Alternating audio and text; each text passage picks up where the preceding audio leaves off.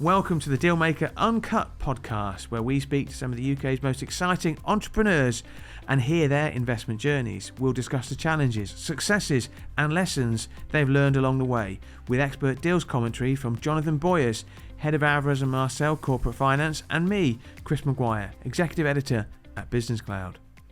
Welcome everyone to the latest episode of the Dealmaker Uncut podcast, powered by Alvarez & Marsal. My name is Chris Maguire. I'm the Executive Editor of Business Cloud, and we've been trying to get today's guest on the show for months. Our people have been talking to her people, and we've finally secured her services. More about her later.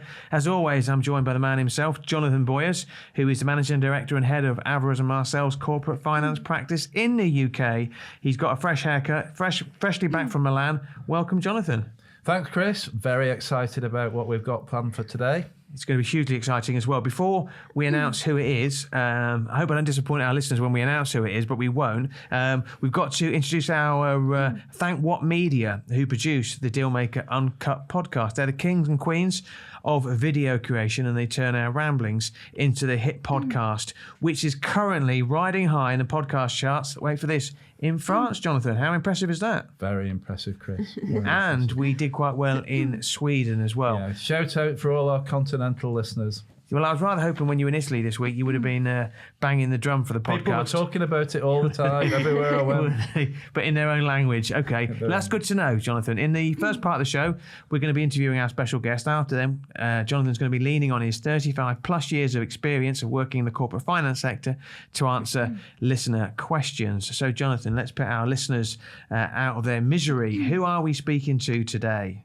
Well, today, Chris, we're joined by Beth Houghton, and as you said, we've tried to persuade Beth to come along and join us for a while, and so it's great that she's here. She's the head of Palatine Private Equity's Impact Investing Fund, and you know, obviously she's passionate about sustainability and that whole area. So welcome, Beth. Thank you. That was a big build-up, but I'm delighted to be here. Thank you for asking me. Yeah. I'd imagine there might be that, that TV programme, Who's Coming Through the Keyhole Now? It's Beth Houghton. So, Beth, I should just mention as well, actually, you've just won the big one, Business Cloud's inaugural Northern Leaders Sustainability Champion. So well done to you. Thank you. Yeah, no, that was a great evening, actually. I really enjoyed going to that awards. What I really loved about it was that such a diversity of winners. So there's business people, community people, and also educators as well. So real diverse of winners, and I loved hearing all their stories from the night. Absolutely, and you're wearing green for the occasion today as well. Before Jonathan asks you about all your deal-making activities over the years, I'm going to take you back a bit, if I may, to your childhood. I think we should be playing some like Radio 2 music in the background. You grew up in Bolton, where so many great people have grown up, and you were recycling before recycling was even a thing. In fact, I think you wrote to McDonald's at the age of 8. Just describe what you were like as a child, Beth. Yeah, I suppose I was that really annoying child for my parents, that I was always really into or really concerned about the environment. So even before recycling was a thing, we had piles of paper and cans and glass in the house. And, we didn't have bins back in those days. So my dad would drive me to the local recycling unit where I'd recycle them all. So I was always really obsessed with recycling and making sure that we were living environmentally friendly lifestyles. And you mentioned the letter. So when I was 8, I'd heard that McDonald's were cutting down the Amazon rainforest, and I was a big fan of McDonald's. McDonald's came to the UK when I was quite young, so it was a big deal. So I wrote to McDonald's to say, well, I was disappointed to hear you're my favourite restaurant. And even though this was before CSR and those departments existed in organisations, they actually wrote back to me and said they weren't cutting, they were concerned about the environment as I was, and they invited me to go to a restaurant, and I had a tour around my local McDonald's behind the scenes as well. So my oldest daughter is 24 now. When she was a similar age, she wrote to Nike to protest at their working conditions that she's seen on the television as well. I think that's such a good thing to have. If we went through the keyhole of your house, would we see lots of recycling? Is it something you really live, eat and breathe now? Oh, yeah. No, it's so easy now, right? You've got no excuse not to recycle. So, yeah, no, absolutely recycle. I try and do, make sure that the products that I use in the house are environmentally friendly as well. So, yeah, I try to do that as well in my personal life. When you were 21, your father, who was a businessman, sadly died at the age of he was 55. Would it be fair to say that your beliefs around sustainability, a lot of that stems from your father? Yeah, I mean, I think it was more social, really. So my dad had his own business, and he was born in Leigh, so he built a business up in Leigh, and he was always, really, ahead of his time, really, in terms of how he looked after his employees and what he did in his local community. So he felt really responsible to, support local charities. He'd always sponsor the local kids' football and rugby clubs. And I think I used to go to work with him when I was a youngster, and I think he really demonstrated that business can be a force for good in a community. And so I think I've always had that belief that businesses, it's not just about making money, it's about making a difference as well. Let's hear it for the dads out there, everyone. So Beth, should we turn to your route into sort of investment and the current role that you're doing? You started off as a SAP consultant, which is not the obvious route into private equity. Do you want to just talk about that? Yeah, so when I left university, and I was a computer scientist with a computer science degree, and I joined an SAP consultancy. It was actually private equity backed, so Phoenix backed it. I didn't realize I was going to be in private equity one day, but private equity backed SAP consultant. And it was when ERP systems were sort of just being implemented. So I got to work on really global SAP implementation. So I worked in Asia for a year, I worked in the US, and then all across Europe for multinationals like Diageo, Raytheon, Lufthansa. So it's a really interesting career, and I got to travel quite a bit, but the travel after 10 years got a bit too much. So that's when I decided that there was time for a career change. And so you did an MBA, is that right? Yeah. Before you joined Palatine. Yeah, so as I said, I'd had quite an international career, but my heart's always been in Manchester, so I really wanted to get back to Manchester. So I decided the best thing to do I did a part-time MBA at Manchester Business School. So I worked as a consultant 4 days a week and did a week at the business school. And then as part of that, I got an internship at Morgan Stanley Investment Bank. So I left my job as a consultancy, went to do my internship for 3 months, and then had to come back to Manchester to finish the MBA. And at that time, I realized that I had quite a lot of spare time because I've been used to working full time and doing the MBA. So I contacted a couple of PE houses and said, I'll work for free for you guys. You teach me a bit about private equity, and I'll do some research for you at Manchester Business School. And so I did those 2 internships, one at what is Enterprise Ventures, but it's now Mercia, and the other at Palatine. And at the end of that, they both offered me a job. Excellent. Jonathan, can I ask a question about that? Because I think it's fascinating, because when I was the editor of the Chorley Guardian, I used to take people on work experience, and I said, look, I'll give you all of me, and I can't pay you. And they all jumped at it. And now it's almost sort of frowned upon. You can't take people on like unpaid roles as well.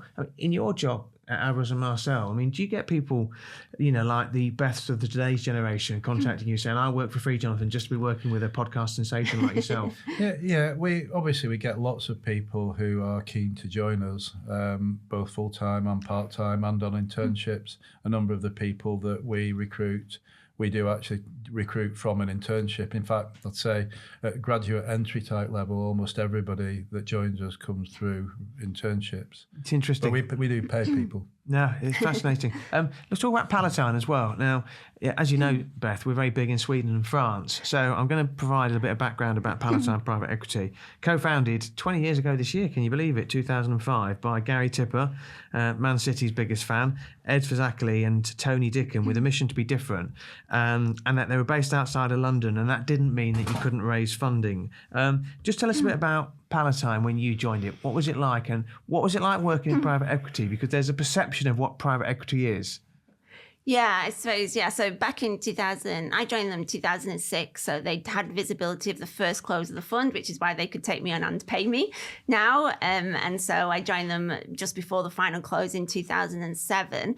And the big ambition was to invest into the regions of the UK. So I don't know if you know where Palatine comes from. So no, tell me. So Palatine, we're named after Palatine Road in Manchester, and that was where Factory Records was founded. And Factory Records was founded on the basis that you didn't have to go to London to get a record contract. And so we took their name and the premise was that you didn't have to go to London to get a private equity deal. So that's how we came up with our name. And it's gone from strength to strength, really. So from our first fund raised in 2007, we are on our fifth traditional private equity fund. We've raised 2 impact funds now, and last year we closed our first growth credit fund as well. So when we've gone from, when I first joined, there was 4 of us, and now there's 50 of us as well. Yeah, and Palatine have been one of the private equity funds that have really championed the north of England as an investment community. There's Palatine, North Edge, and they've but very, very experienced. I mean, I remember it when the team there when they were in their early 20s. Yeah. So really, really experienced, and it's been really interesting to see the firm develop as it's grown, and particularly as it's sponsored your fund, the sort of impact investment fund. I suppose impact investing has been in the news recently for lots of different reasons. It became very almost every fund had some requirement to invest in ESG. It would just be useful if you could just tell us a bit about how that's working with you. Yeah, with the impact fund. So well, we look at ESG and impact quite differently. So we would say ESG is how a company delivers its goods and services, and impact's about what a company does as its main purpose. So we do ESG across all of our funds. So all of our funds have the same methodology for ESG. But within the impact fund, we also have the criteria. We have to invest in companies that deliver social or environmental change. And when we first raised our fund, so we raised it back in 2017, the first one, the impact space, I suppose it was struggling to prove that it could generate returns alongside the impact. And a lot of people in the sector are saying, wouldn't it be great if a really, professional, experienced and proven private equity house could come into the impact space and prove that we could do impact and returns alongside each other? Because what that does is it unlocks a lot of money. So private equity is predominantly pension fund money. Pension fund managers have responsibility to their pension fund holders to generate returns for them. But by going to market to say we want to generate market rate returns exactly the same as any other PE house, it meant that we could go and get that pension fund money for our fund. So that was premise back in 2017. We raised 100 million for that first fund, and we did 11 deals in that fund, and we've exited 4 of them already, and the 4 successful exits, and they've proven that we can actually do returns alongside impact. And we raised our second fund in 2023, 5 deals into that now as well. So touch wood, we've established the fact that you can do that. Well, you were quite cutting edge when you set that fund up. Obviously, there's more competition now, isn't there? I don't think there is in the lower mid-market, actually. I think there's a lot more of the larger funds have raised impact funds. So the KKRs, the APACs, Apollos, they've all got impact strategies now. But actually, in the space that we're in, there isn't a lot of competition. So when we're looking at deals, more often than not, we're up against traditional private equity. Yeah, and I suppose one of the things I was just mulling over when we were preparing for this session, that there's just recently from America with Donald Trump, there's some sort of change of tone that's been coming from the US. And I suppose impact funds over there might suddenly be wondering whether their purpose is still supported by the government, if you like. And I was just wondering how you felt about that. Whether, I mean, almost it's an opportunity that there's a whole continent that may no longer be as keen on impact investing. I don't know what you think. Yeah, I mean, I think from an ESG perspective, I suppose it is disappointing that there's been a lot of rhetoric out of the US, and some of those larger companies are saying actually we're not going to look at diversity and inclusion anymore, and we're not going to look at environmental. But I think we've never really embraced ESG because it is the right thing to do, but it's also the right thing for businesses because it creates more sustainable businesses in the long term as well. So I think back in the day when we first started, and Palatine's been doing ESG for 15 plus years now, so we were really pioneers, I suppose, in this space in the private equity sector. Back then, we had to convince people to do ESG. So we'd be saying, if you switch to LED lighting, you're going to save X on your electricity bills, or if you look after your employees, you're going to have less churn, you're going to have less absence in your employee base. We were using business. The reason to do it is because it makes your businesses better. And then I think we had 5 years where everybody wanted to do ESG, and it was because it was the right thing to do. And I think we're going back now to where we're going to have to justify it again, where we're going to have to say, if you decrease your energy costs, when energy prices rise, you'll be a more resilient business because you won't have that dependency. I think a lot of the emphasis, I would say, there's the noise about ESG, but businesses should look at things like diversity because it's good for the business. It means you get a good decisions made, better.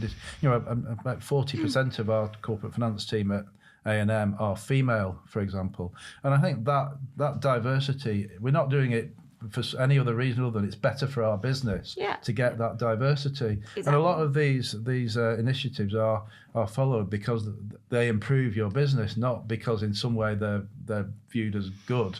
Yeah, no, exactly. I mean, if you've not got a diverse or welcoming business, you're, excluding 50% of the workforce. So, you're not going to get the best people if you're excluding vast amounts of the workforce because you're not an inclusive organization. A lot of tech businesses that have come out and said, oh, we're not doing it anymore. A lot of the people in those organizations will be neurodiverse. So, they need support in some ways, and they'll be some of their best programmers within those organizations. So, a lot of the time, it's not just the right thing to do, but it makes you a better business as well. So, in the impact fund, you must occasionally get people trying to sort of badge themselves as impact when in fact they're not. There's nothing that much impact about them. Yeah. How do you deal? Do you come across that much? I mean, we have to be really strict in the impact fund. So, our investors invest because they want to create social. Well, some of them invest because they want to create social environmental change. Others just invest because they see it as a really good investment opportunity, actually. But yeah, I mean, we do get some businesses that we're like, yeah, that's probably doesn't fit an impact fund. So we have to create KPIs around the impact. We report those back to investors on a quarterly basis. So we have to demonstrate to investors that we are creating social and environmental change. So quite often we have to really dig into some of our companies that come and see it. So for example, we had a bamboo clothing business a few years ago now. And bamboo is really sustainable because it grows very quickly and it uses a lot less water than cotton. But when we dug into actually the process to turn bamboo into clothes, it's actually a very chemically driven process. And there is a way to do it environmentally friendly, but you can't do it at scale, or you couldn't do it a couple of years ago at scale at least. So yeah, we couldn't invest in that business because although the bamboo growing stage is very environmentally friendly, actually turning it into clothes isn't. So we've got to be really careful what we invest in and make sure that we're not doing anything that would harm either, the environment or society. Beth, can I ask you a question, if I may? Can I just say, I feel like I'm in the company of greatness because obviously you are a former dealmaker of the year. Jonathan has won it 4 times as well, so I'm the odd one out. We're talking about impact investment, impact funds. What's the attitude of investors? I mean, are investors desperate to throw money at stuff? I watched Dragon's Den yesterday, and Deborah Meaden, one of the dragons, she was looking at a potential investment in India, and she said, look, I only make 1 international flight a year and I don't fly domestically, so I'd be no good to you because I'm not prepared to fly to India because of the environmental impact of it. What do investors say to you? Yeah, I mean, I think, we have some really nicely aligned investors. So we have the church commissioners, for example. So that's a really nicely aligned investor. We had the Environment Agency in our first fund, and we have quite a lot of the local authority pension funds as well. So, a lot of our investors are aligned with our mission. So, and very supportive investors and very knowledgeable investors actually as well. So we're lucky that the investors that we have. But as I said, some investors do it because they see they think we can outperform the market with an impact strategy because, we do have, a lot of global issues, environmental issues, etc. And we can invest in those strategies. And actually, we've got experience of investing in those strategies now as well. So we have a range of investors, but Well, one of the things that is clear to see is that you are in a small minority in the private equity community of senior female private equity investors. I'm just curious what your experience of being in that position is and how that feels sometimes. Yeah, I mean, I think back 17 years ago, the industry looked very different, actually. So there wasn't many women in private equity. I suppose I've always been in male-dominated industries. So I came from the tech industry, which was very male-dominated, into private equity. So in some cases, I haven't really known any different. I don't think I've experienced any sexism within private equity. I don't think I notice it. I don't acknowledge it, and so I don't let it stop me. But I also think women can use it to their advantage. So when you're in an industry that's very male dominated, you stand out and you're more visible than some of your male colleagues. You get invited onto panels and podcasts and things like that, and you can use that kind of thing to your advantage as well to accelerate your career and make sure that you stand out. Have you seen a change, Jonathan? Because your wife, Ruth, has acquired a number of companies as well. So in terms of that deal sector space, are we seeing it? Are we seeing more women rise to the surface now? So I was reflecting on this again before we did the session. And what I have observed is a lot more female founders of businesses. So over the last 5 years, I would say there's a lot more females who are involved in setting up new businesses. When I look at, and I was challenging myself, because when I think of the CEOs of businesses that I've been selling, a lot, I would say there's not as many. Right. And I think that's partly because I'm often selling businesses that people founded, created, when men created 20 years ago. So I'm often selling businesses that men have been running for a long time and they've matured and they're being sold. Whereas when I look at the earlier stage community, there's a lot more women coming through. So I think that we will see more and more female CEOs, but I think it is still feeding through. I know, I agree. I say exactly the same thing in the private equity industry. We've been quite good at hiring more diversely at a junior level, so managers and maybe directors, but I always call it a structural issue. So we have got to then support those people to get through to partner level. And that's going to take, 5-10 years. That doesn't happen overnight. You can't just recruit someone to partner. But it's about supporting that younger generation now to come through the industry and to get to that senior level. And I think that's the same as what you're saying with companies. Yeah, and in our own business, we've set a new business up and we've recruited about, I've said already once, about 40% of our people are female, but we will need to nurture them and sponsor people through the high performers so that goes all the way through to MD and into senior leadership. So I think we're about 50% of female actually at Palatine. So not on the investment team, but across all our business. Actually, we're quite unique, quite different in the private equity industry, having a lot of women. I read a report yesterday, and it was from EY actually, and it was called Superscalers. And a superscaler, I think it's called superscalers, they're defined as female-founded businesses that have reached a turnover of 50 million or more. I saw that, And, absolutely. And there's only ever been 80 in the UK. And I looked down some of the names. Claire Roberts, previous guest on this esteemed podcast, is one of them as well. And I just was curious, actually, Jonathan, and yourself as well, Beth, in terms of if you're dealing with somebody who's exiting a company or maybe buying a company, and you have this image of like testosterone charged, like, banging of the fists and stuff like that and trying to close a deal. Do you find any difference in terms of if it's a male or female in terms of, in when it comes to making a deal? You can never really predict. I think personally, I think that you're better at being collaborative, even when you're negotiating a deal. It's better to be win-win than win-lose. Occasionally, negotiations are hard, and everybody's, all sorts of different people are capable of adopting hard positions. I think women are a bit more collaborative than men, just naturally, and so But I don't think it's always easy to predict how a deal will go from the early stage. I don't know if you found anything different. Yeah, I mean, I think personally I'm quite a win-win type person as well. So I think women can be more collaborative than maybe fist pumping men. I think that's probably an image that private equity had like 20 years ago, maybe. I think it's moved on a lot over the years. And so I think, the best way to get deals over the line is to be honest where your line is and say, this is where my line is. And, I can't move from that and, try and come up with a compromise situation. One of the things I think is fascinating about you, and you're far too modest to say it as well, like I say, former Dealmaker of the Year, Northern Leaders, Sustainability Champion of the Year, the awards just, sort of roll off the tongue. You started life at Palatine, having been this SAP consultant, earning good money, being really senior, flying all over the world. You went to Palatine at the bottom of the pile, the bottom of the list. Fast forward 17, 18 years, however long it's been, you're now right at the top of the tree as well. And yet you've spoken about imposter syndrome. Well, I think, I don't know if imposter syndrome, I did a change mid-career. So I changed my career mid-career, did a change, sorry.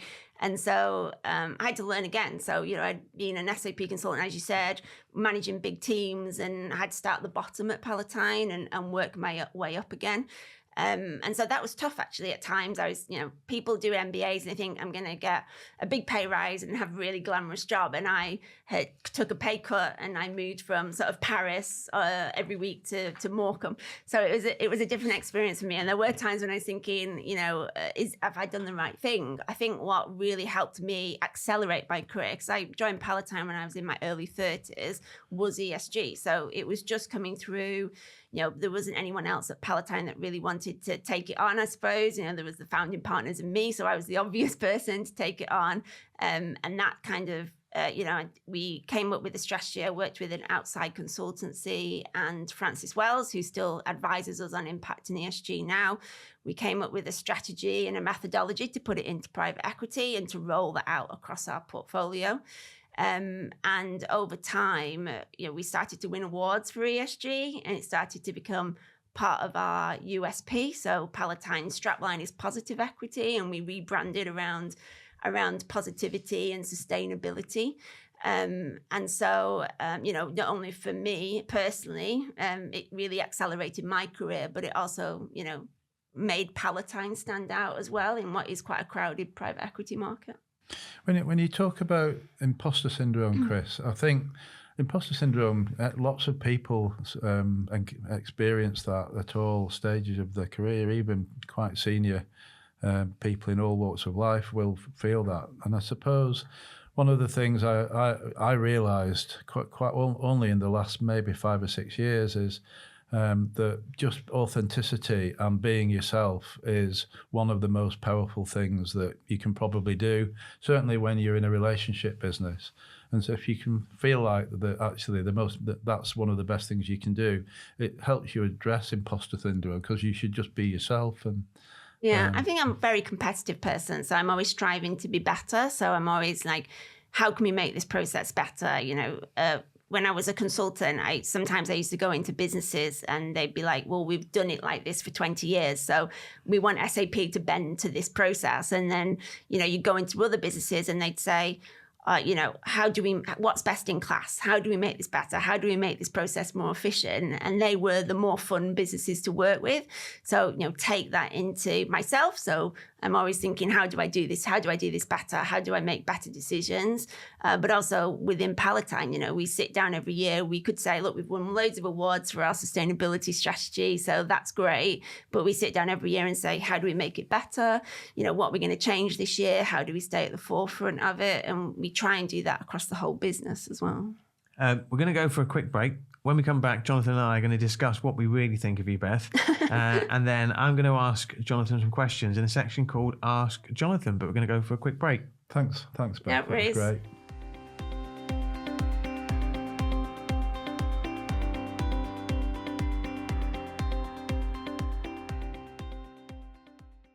Welcome back to the second half of the Dealmaker Uncut podcast. We've just interviewed Beth Houghton, head of Palatine Private Equity's Impact Investing Fund and a former Dealmaker of the Year. Like yourself, Jonathan, what did you think of her?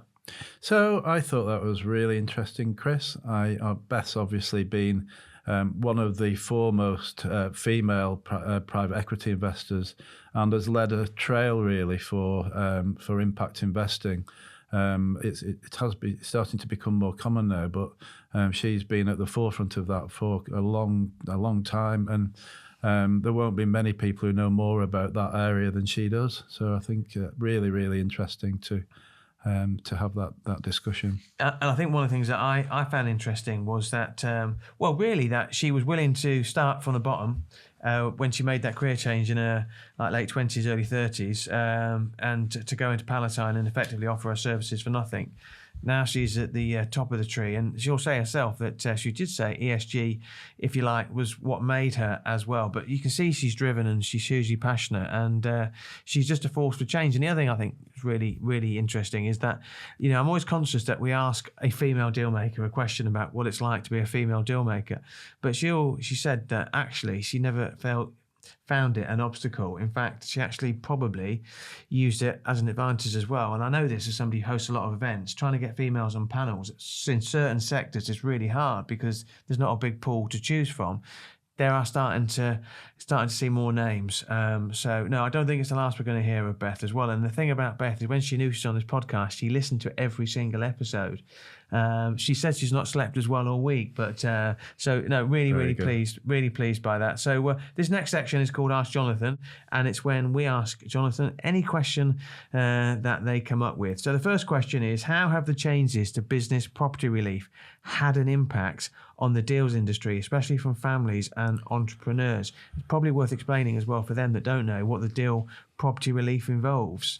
So this was the change that happened in the budget that was a little bit unexpected, that when the Chancellor effectively brought agricultural property into this caption, and they changed the rules so that the relief for business property would only be 50% when it comes to inheritance tax. So essentially, business property becomes taxable, and that means that where people would have passed the shares in companies down through the generations. So from a family business, when somebody passed away, the shares may be passed to the next generation. That could previously be done effectively tax free. And these days, now under the new rules, that there will be tax to be paid, and sometimes that will be very substantial tax. What we've already seen is a number of families who would have previously have intended to not to sell the business and to keep to pass down at least to the next generation. We've seen them thinking about selling, and so we've now got several disposal mandates that we're just starting up where families have taken the decision to sell their business, which is quite a big change. For a lot of people who might have thought they would never sell their business are suddenly thinking, actually, this is something we might need to contemplate doing. And feel free to send your questions to Jonathan, and he'll always answer them. That's all for this episode of the Dealmaker Uncut podcast, powered by Alvarez and Marcel. Final shout out to What Media and the start of the show, Jonathan. Thanks, Chris. And don't forget to subscribe to the podcast. As I mentioned before, we were big in Sweden. We're now big-ish in France. Obviously, the UK is our happy hunting ground as well. Tell your friends, tell your family, follow us on social media as well. So that's all for this episode of the Dealmaker Uncut. Thank you for tuning in to the Dealmaker Uncut podcast. We hope you enjoyed today's conversation and found it insightful. If you like what you heard, be sure to subscribe and tell your friends. We'll catch you in the next episode of the Dealmaker Uncut podcast.